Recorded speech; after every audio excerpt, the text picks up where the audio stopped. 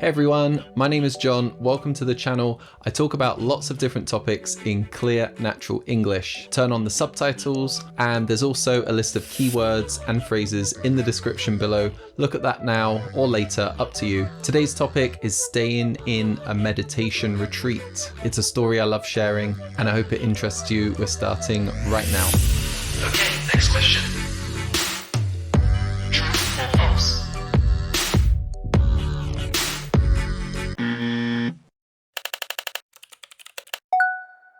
So let me first say a little bit about the organization, the place that I stayed in. The organization is called Dharma, and they practice a form of meditation that was started by a guru called Goenka. I'll put a link below if anyone's interested. They are fantastic. They give opportunities for people all around the world to try living just the way Buddhist monks would. No eating in the afternoon, meditating for most of the day, no talking, no eye contact, just focusing on the practice of meditation. They do not charge anything for you staying.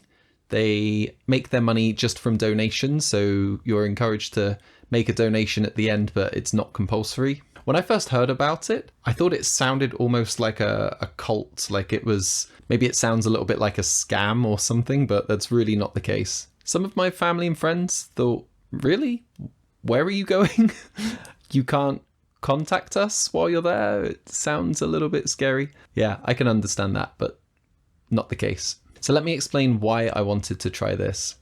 I had meditated before, kind of on and off, not very often, and I found it relaxing at the end of the day or in the morning to, clear my mind, but that was it. I never went any further than that, and I wanted to. Also, 10 days of silence, no phones, no communication. It sounded like a good challenge and a chance to reset. When I went, it was also very good timing for me because I was not currently working full time. Taking 10 days to just go and meditate is not easy for most people. So I saw the chance, I took it. So this location was very rural. It was way out in the countryside, far away from any cities or even any small towns. I had to take 3 trains, 1 bus, and the organizers came in a minivan to collect us. So it was really far away. When I was on the bus, you could tell that a lot of the other passengers were also going to the same place because they had big backpacks and were together in small groups.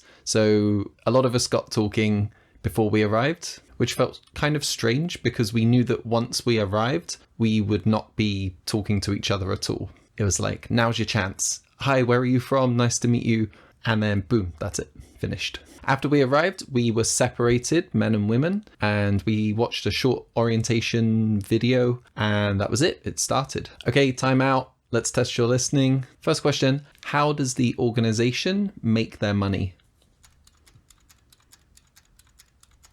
They make their money by getting donations. Next, why did I say it was good timing for me to try this? Because at that time, I was not working full time. And question 3, true or false? I could talk to the other guests on the bus. Yes, that was true. After we arrived, then we had to stop talking. Okay, moving on. Let's talk about some of the challenges that come with staying in a meditation retreat for 10 days. The schedule was the same every day, and it was pretty intense. We got woken up by a large gong bell at 4 a.m. every morning, and I found it very difficult to get to sleep every night. So I was getting about 2-3 hours of sleep each night, which for the first few days was okay, but after a while that added up and it was very hard for me to focus on meditating. So difficult not to fall asleep. Another challenge was not having any kind of contact with people. We handed in our phones at the beginning and we had no way of contacting friends, family, no way of knowing how they were doing. If there was some kind of family emergency, then the organization was going to pass on a message and contact you. So that made it seem a bit more reassuring. But the most difficult thing for me by far was not being bored, was not having no phone. It was the sitting. you were sitting for 10 hours a day without any kind of back support. So you could sit how you liked. You could sit cross-legged.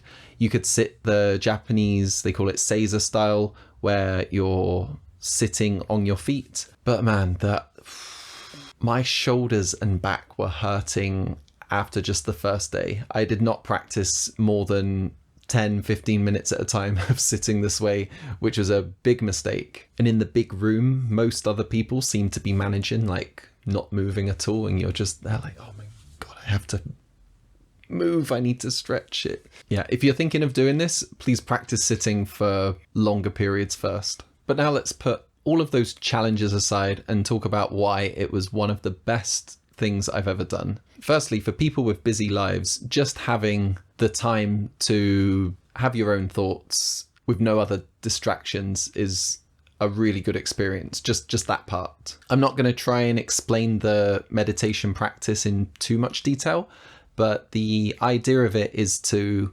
focus on sensations around your body, thinking about what's happening right now physically, on a physical level. And the idea is if you can focus on that, then your mind is going to be here now. It's not going to be thinking about the past. It's not going to be worrying about the future. It's a way of controlling your mind. And after a few days, that did feel great. I could definitely feel my mind kind of working in a different way, but there could be so many reasons for that. It could have been the silence.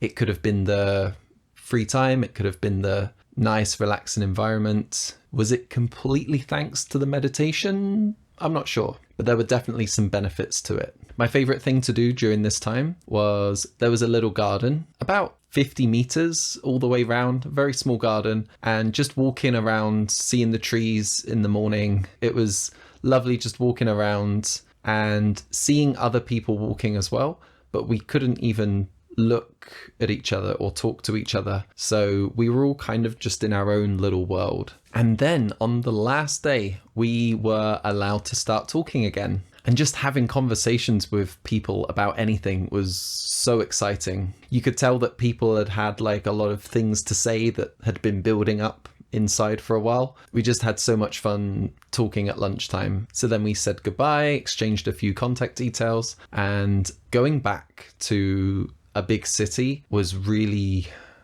overwhelming. I remember being able to smell so many different restaurants on street corners and being very sensitive to that. But by far the most shocking thing coming back was the noise, just noise from traffic, cars, people. It was so quiet for 10 days and it felt like it took days to get used to that again. It was very weird. Okay, last round of English listening questions. Let's do it. Question 1, what was the hardest thing for me to do on the retreat?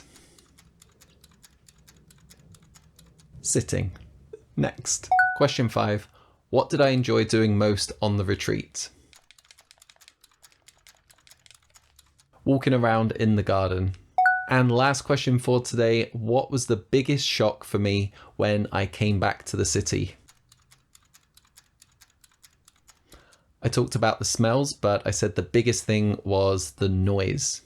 Okay, I hope you did great on the questions. If you didn't do quite as well as you hoped, please check out the words and phrases down below. I try to include everything that I think might be difficult or is important to each episode. Look at the timestamps and try again if you need to. If you like this video, you know what to do. It really helps me out a lot. Thank you so much for watching. I'll see you next time. Have a good day. Goodbye.